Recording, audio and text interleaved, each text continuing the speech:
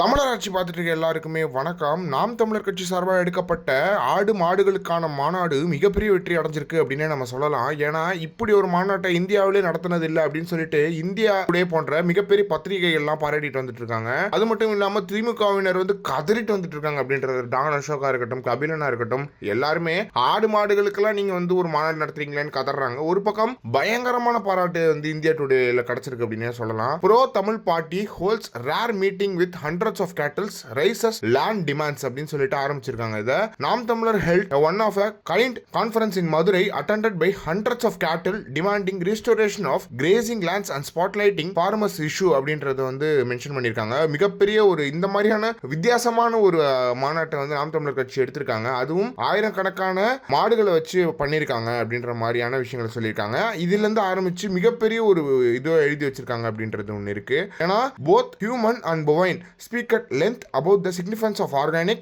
cattle and poultry farming. He criticized restrictions imposed by forest authorities on grazing access while he were harming the livelihood of traditional cattle herds அப்படின்னு சொல்லிட்டு மிக முக்கியமான சீமானவர்கள் பேசின எல்லாமே ஆங்கிலத்தில் மொழிபெயர்த்து இந்தியா முழுக்க கொண்டு போயிருக்காங்க அப்படின்றது ஒன்று இருக்கு. ஏன்னா இப்படி ஒரு போராட்டம் பண்ண முடியாது, சாதாரண விஷயம் கிடையாது. இதெல்லாம் பண்றது அதை சீமானவர்கள் மட்டும்தான் பண்ணியிருக்காரு. ரொம்ப முக்கியமான விஷயம் இன்னன் அன்யூஷுவல் பொலிட்டிக்கல் கேதரிங் அப்படின்றது மென்ஷன் பண்ணியிருக்காங்க. இப்படி ஒரு வித்தியாசமா யாருமே பண்ணாத ஒரு விஷயத்தை பண்ணிருக்காங்க அப்படின்னு சொல்லிட்டு இந்தியா டுடே சீமான் அவர்களை பாராட்டுறதுக்கு மிகப்பெரிய நன்றிகளை தெரிவிச்சுக்கிறோம். இதை பத்தி நீங்க என்ன நினைக்கிறீங்க அப்படின்றத மறக்காம கமெண்ட் பாக்ஸ்ல சொல்லுங்க.